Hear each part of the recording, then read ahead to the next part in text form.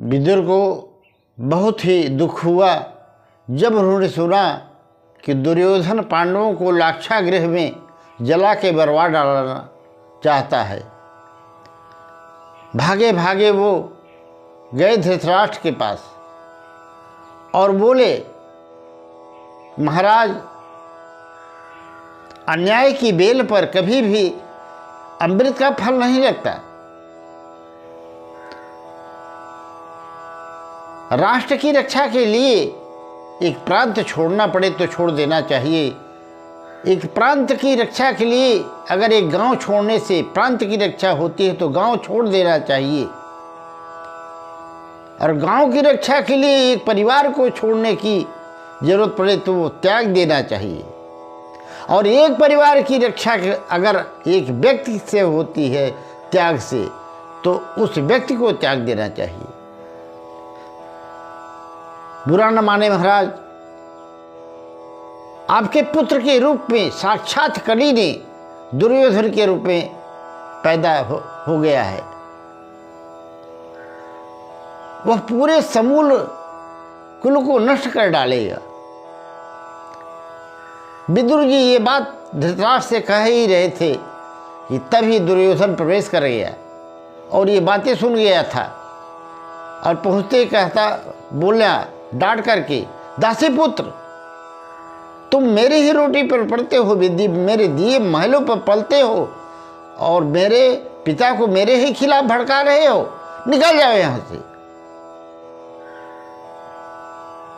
आज से महल में प्रवेश नहीं करना। विदुर ने कहा, बेटा, मुझे तुझे दुख देने का कोई आशय नहीं था। मैं तो नीति की बातें कुछ महाराज को समझा रहा था। रही बात राजमहल की, तो मुझे उसकी आवश्यकता नहीं है, और महासचिव का पद अभी तुम्हारे सामने मैं इस्तीफा लिख के देता हूं। विदुर जी त्याग करके चले आए और अपनी पत्नी मृदुला के साथ कदली वन में रहने लगे।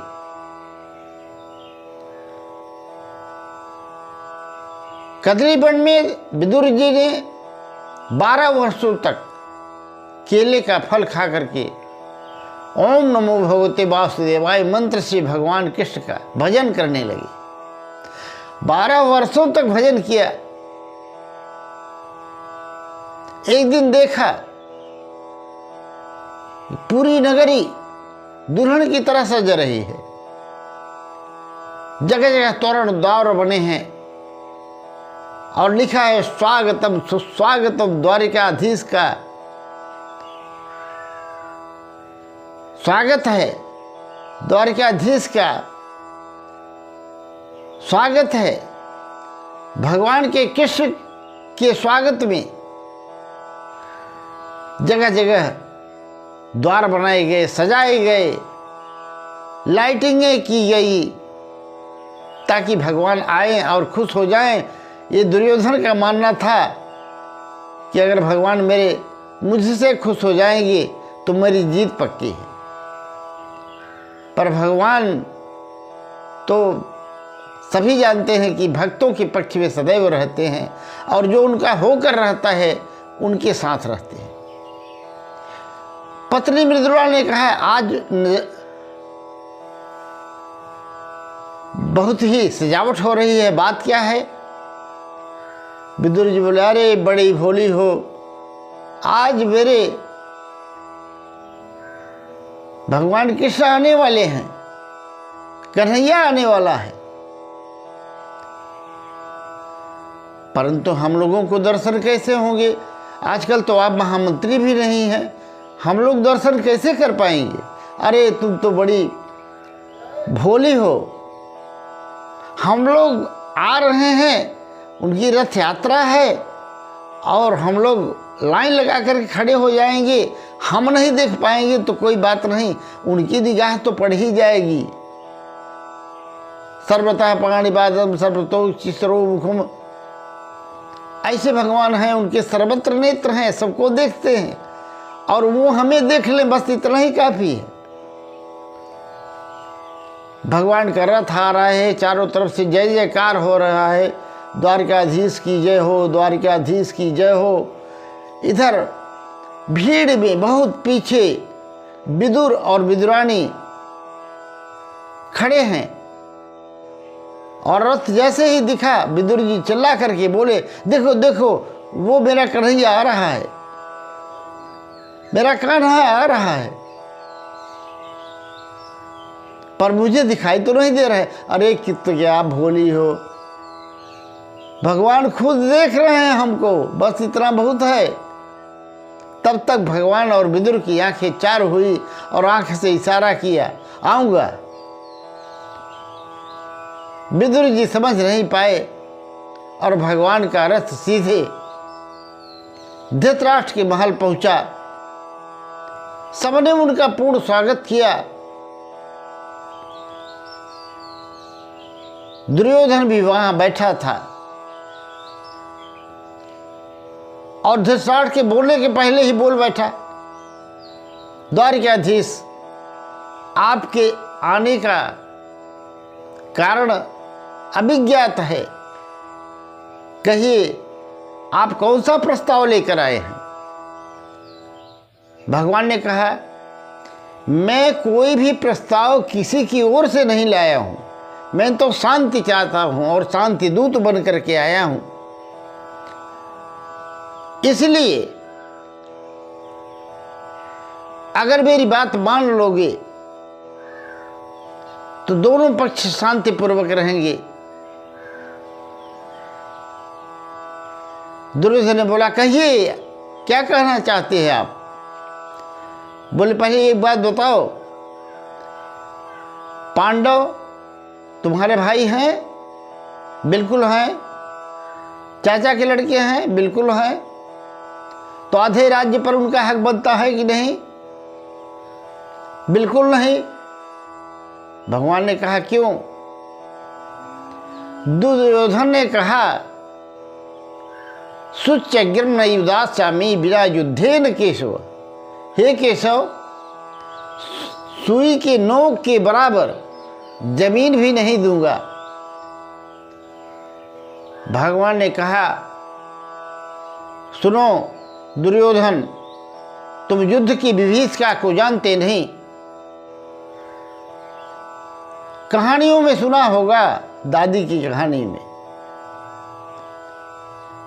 माँ की लोरी में सुना होगा, उनकी गोद में लाखों विधवाएं हो जाएंगी, सारी धरती खून से लाल हो जाएगी, कितने बच्चे अनाथ हो जाएंगे।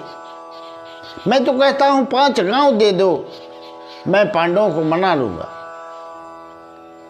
पर दुर्योधन ने मना कर दिया। इधर भगवान ने सभी ने जब इशारा किया, दुर्योधन चुप हो गया। तो बोला, आज आपको हमारे यहाँ भोजन करिए, पहले बाकी बातें बाद में होगी, और बड़े लोग जो कह देंगे हम मान लेंगे। भगवान ने कहा, देखो भोजन का प्रश्न तो उठता नहीं, भोजन वहाँ किया जाता है जहाँ पर प्रेम से खिलाया जाए। या तो फिर खाने वाले के पेट में भूख हो, भूख से रहा न जाए। अब न तो मैं भूखा हूँ और न तुम्हारे अंदर मेरे लिए प्रेम है, और आज भोजन करने की बात तो आपके यहाँ ही नहीं है। आज तो विदुर काका के यहाँ निमंत्रण है। विदुर वहीं बैठे थे दर्शक दीर्घा में, बोले हमने कब निमंत्रण दिया इनको। भागे वहाँ से अपनी इज्जत बचाने के लिए और आए, मृदुला से कहा, जल्दी करो, गोबर का चौका लगाओ, साफ सफाई करो, गोविंद पधारने वाले हैं। और मैं दौड़ कर जाता हूँ, गोप लोगों की बजरिया से कुछ सामान लेकर आता हूँ। भागे भागे विदुर बाजार में जाते हैं, कहीं से दही थोड़ा सा ले रहे हैं, कहीं से दूध ले रहे हैं, कहीं से माखन ले रहे हैं, कहीं से मीठा ले रहे हैं, फल ले रहे हैं। और इधर गोविंद वहाँ से उतरे और सीधे कदली वन में पहुँच गए। वहाँ पर विदुरानी स्नान कर रही थी और भगवान ने आवाज़ लगाई, काकी जी बड़ी भूख लगी है। मृदुला को सुनाई पड़ा कि अरे ये तो मेरे कन्हैया की आवाज़ है। मेरे गोविंद की आवाज़ है। वो भगवान के आने की खुशी में इतनी पागल हो गई कि उन्हें कुछ भी समझ में नहीं आया। वस्त्र पहनी हूँ कि नहीं हूँ, मैं किस दशा में हूँ, कैसी हूँ। और सीधे द्वार खोल दी, पाटा बिछाया तो उल्टा, सारा काम उल्टा हो रहा है भाव में। कन्हैया ने कहा, काकी जी बड़ी भूख लगी। अरे आपके काका जी भी आते होंगे, बड़ा सुंदर पकवान बनाऊंगी। अरे पहले आप कुछ खिलाइए तो। हाँ हाँ, दौड़ के लाती हूँ। इस घर में जाती, उधर देखती हैं, इस तरह से पागल जैसी हो जाती हैं। और एक टोकरी में केले का फल लेके आती हैं। अब पत्तल बिछाए वो भी उल्टा। अब केले छील छील कर रखती जाती हैं तो भगवान को छिलका रख देती हैं और जो केले का गुदा होता है उसे फेंक देती है। कम से कम 40 केले खा गए भगवान, केले के छिलके। तब तक विदुर भी आ गए, बोले जल्दी करो, दरवाजा खोलो, मेरा गोविंद आता होगा। अरे आता होगा कि आ गया है, अंदर है। विदुर जी अंदर गए, देखा तो केले के छिलके भगवान खा रहे थे। और विदुर ने कहा, अरे देवी ये क्या किया तुमने, छिलके खिला रहे हो। भगवान ने कहा, काका जी कोई बात नहीं, आप जो लाए हैं थोड़ा आप भी प्रसाद दे दीजिए। भगवान ने एक छोटा सा मीठा लिया, उसको भोजन प्रसाद किया, पर कहा, काका जी बुरा मत मानिएगा, आप जो भोग बढ़िया बढ़िया लाए हैं ये सब फीके हैं। काकी जी ने जो छिलके खिलाए वैसा स्वाद मैंने कभी कहीं अब तक किसी अवतार में नहीं पाया था। क्योंकि भाव का भूखा हूँ मैं और भाव ही बस सार है। भाव का भूखा हूँ मैं और भाव ही बस सार है। भाव से मुझको भजे तो भव से बेड़ा पार है। भाव का भूखा हूँ मैं और भाव ही बस सार है। अन्न धन और वस्त्र भूषण कुछ न मुझको चाहिए। अन्न धन और वस्त्र भूषण कुछ न मुझको चाहिए। प्रेम से मुझको भजे तो प्रेम से मुझको भजे वो ही मुझे स्वीकार है। भाव का भूखा हूँ मैं और भाव ही बस सार है। तो भक्ति भाव से, सरल भाव से, निष्कपट भाव से जो भगवान को भजता है, उसी तरह से निर्बल हृदय वाले आज विदुर और विदुरानी को भगवान श्री कृष्ण के साक्षात दर्शन हुए।